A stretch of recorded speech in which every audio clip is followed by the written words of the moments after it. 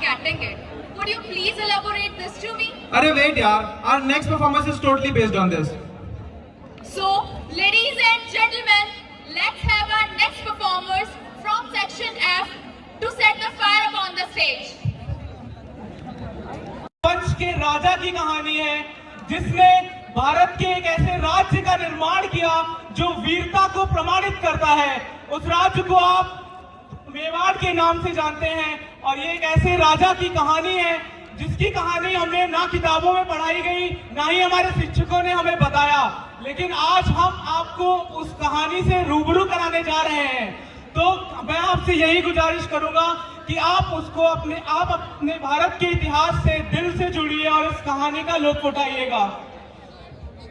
मैं अपने इतिहास को कुछ पंक्तियों से बताना चाहूंगा कि जो अहंकार के साये में फला फूला वो खाक हो गया, जो अहंकार के साये में फला फूला वो खाक हो गया, तेरे अपने न कर पाए तुझ पर उपहास, तेरे अपने न कर पाए तुझ पर उपहास, तू कर कुछ ऐसा कि बन जाए इतिहास। तो ऐसे ही कुछ वर्ड्स को पप्पा रावल ने अपनी जिंदगी में संजोया और एक ऐसा इतिहास लिख दिया जो हमें बताया तो नहीं गया, लेकिन आज इस स्किट के माध्यम से मैं आप सबको दिखाऊंगा। मैं अपने कुछ पंक्तियों के साथ अपनी पूरी टीम को बुलाना चाहूंगा कि शेर कभी चुप कर वार नहीं करते, बुज़दिल कभी खुलकर वार नहीं करते, शेर कभी छुप कर वार नहीं करते, बुज़दिल कभी खुलकर वार नहीं करते। अरे हम तो योद्धा हैं भारत वंश के, हम योद्धा हैं भारत वंश के, हम मर कर भी हार स्वीकार नहीं करते। So I would like to invite section F for Pappa Rawal skit. Thank you.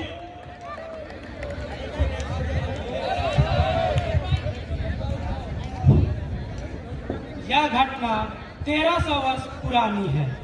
आसमानों में बिजली कड़क रही थी, हवा का रूप कुछ अलग सा था, पेड़ों के पत्ते छाए हुए से थे।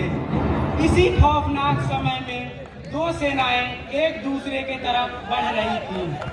एक तरफ थे वो हील वंश के राजा नागादित्य और दूसरे तरफ थे ईडर के मूल शासक भील। एक दूसरे के तरफ बढ़ रहे थे।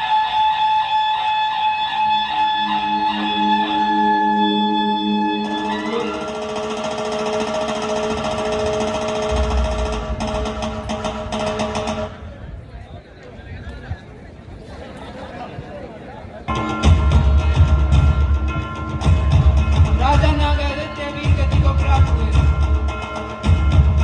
महाराज की खबर रानी को लगी। रानी ने अपने साहस और वीरता को दिखाया। अपने पुत्र प्राणभोज को अपनी दासी तारा को देते हुए सती हो गई। अगला दरबारी के पास भील। हट जाइए मेरे सामने से। खबरदार, जो एक कदम भी आगे बढ़े, मैं इस राजमहल का रक्षक हूँ और मेरे होते हुए तुम राजमहल में छू भी नहीं सकते। पहले आप ये क्या करो, राजकुमार की बात न करना।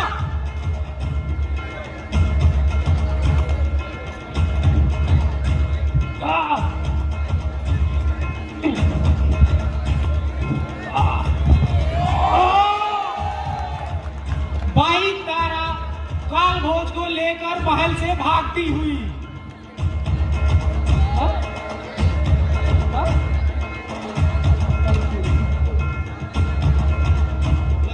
अभी हो मेरे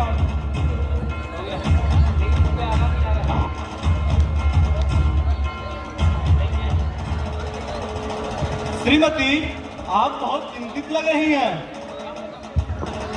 अरे बहन बताओ, क्या समस्या है, कहाँ जाना है? दोनों आपस में बातें करते हुए जब तारा को विश्वास हो जाता है कि यह आदमी हमारी मदद कर सकता है,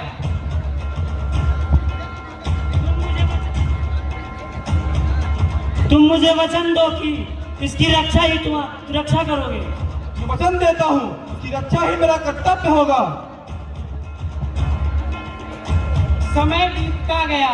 कालभोज गाय चराया करते थे, फिर खेलने कूदने पहाड़ों पर जाया करते थे। जहाँ उनकी मित्रता वहाँ आने वाले राजकुमार से होती है।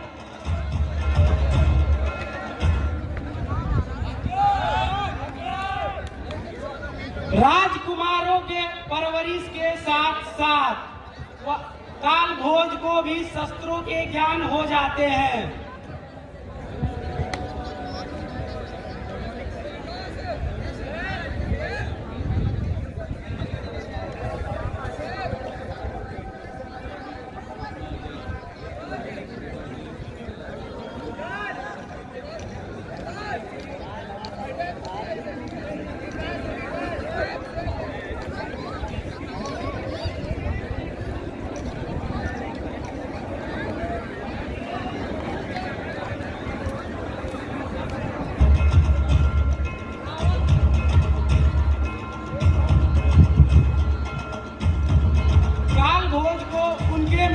रावल नाम से संबोधित करने लगे।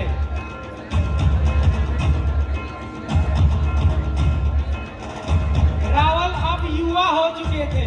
उनके मित्र देव और बाली राजा बन चुके थे। रावल भी अपनी सेना तैयार कर रहे थे।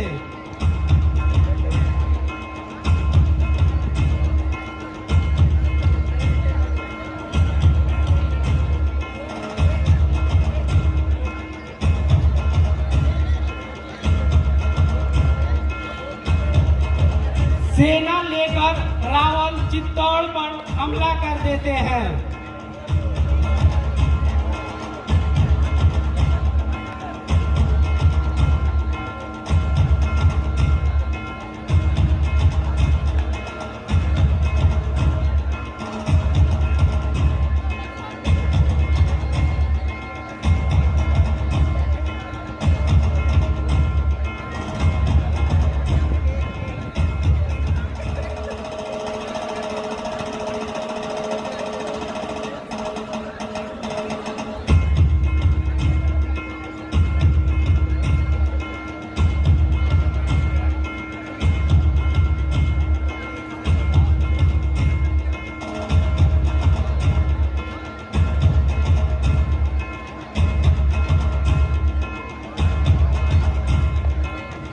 रावल सेना चित्तौड़ पर आक्रमण कर देती है।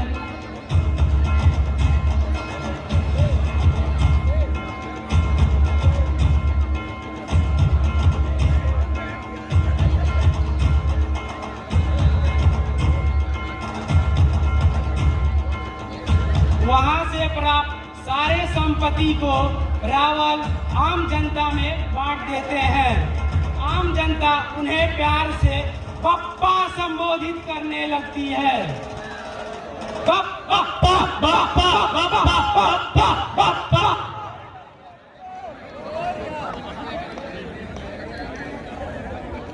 इसकी खबर चित्तौड़ के राजा मान मोरी को होती है।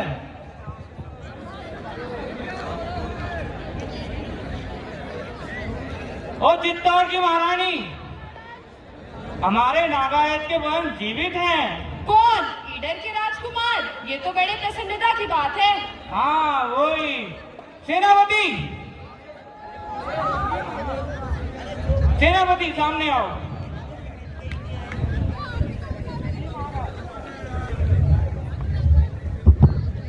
जी महाराज। हमारे पड़ोसी नायक को संदेह दिया जाए कि महाराज उनसे मिलकर समझौता करना चाहते हैं।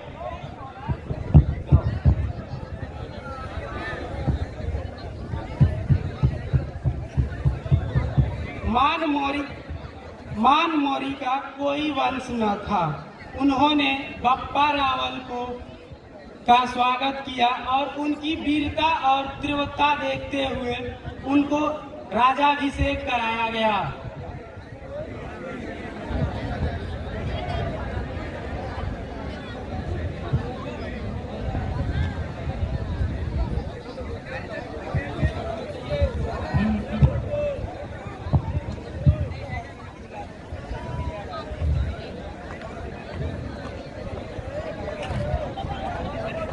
बप्पा रावल का राजाभिषेक हो रहा है। विजय बाबा। वहीं दूसरी तरफ इस्लाम धर्म के तीसरे खलीफा हजरत उस्मान दुनिया के 39% आबादी पर शासन कर रहे थे। उन्हीं के उम्मे खिलाफत का एक अरब सिपह सलार मोहम्मद बिन कासिम, जो पहले ही अफगान, ईरान, इराक, मकरान जैसे देशों को फतह कर चुका था। अब अपना सैनिक लेकर भारत आ रहा था। अरब के सिपाह सलार अपने सैनिकों के साथ सिंध के देवल बंदरगाह आ पहुंचा।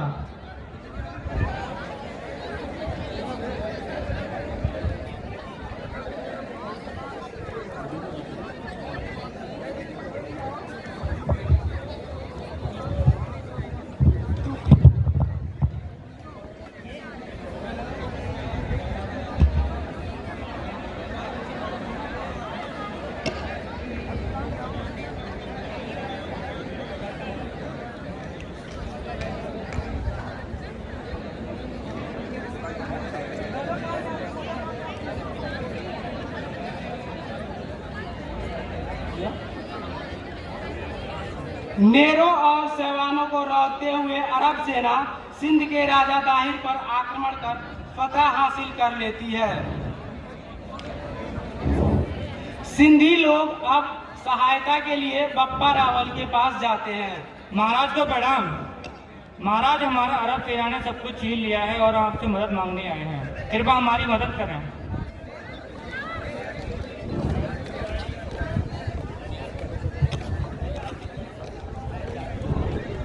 ठीक है, आपको मदद मिलेगी। हमारी पूरी आपके ऊपर दृष्टि है, आपको हम मदद देंगे। आप जाइए, आपकी जो मदद जरूर मिलेगी। धन्यवाद महाराज। महाराज की जय हो, महाराज की जय हो। सेनापति, सेनापति महाराज। जी महाराज। ओगड़ा के महाराज बाली और कुंदरी के शासक देव को मेरा पैगाम पहुंचाया जाए। जैसे आज्ञा महाराज। मोहम्मद बिन कासिम ने कई भारतीय राजाओं को पत्र लिखा कि उनकी अधीनता स्वीकार कर ली। प्रारंभ में राष्ट्रकूटों ने अरब सेना को संधि कर ली।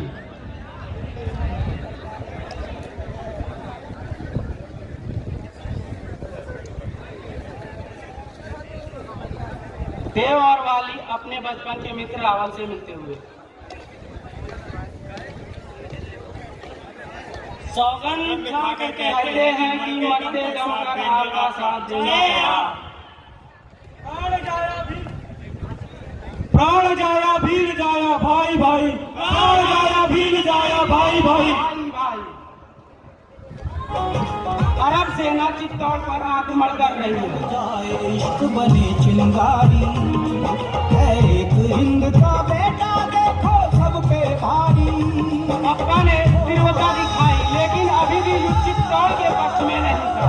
तभी बप्पा के आंखों में चमक जाए अरब सेना चिंगारी। अरब सेना वापस लौट जाती है। जय बजरंग बली। लेकिन बप्पा यही नहीं रुकते हैं। फिर वो गजनी मोहम्मद गजनवी के सुल्तान को हराते हैं, अफगान और ईरान को जीतते हैं और उसके बाद अरब सेना को भारत आने से रोक देते हैं। अंत में 753 ईस्वी में बप्पा संन्यास ले लेते हैं। इसी कारणवश इतिहास में उनकी मृत्यु की और उनकी प्रचम की कोई घटना हमें नहीं मिलती है। इसी के साथ बप्पा रावल पे एक और इंट्रो शायरी के साथ देते हुए खत्म करते हैं।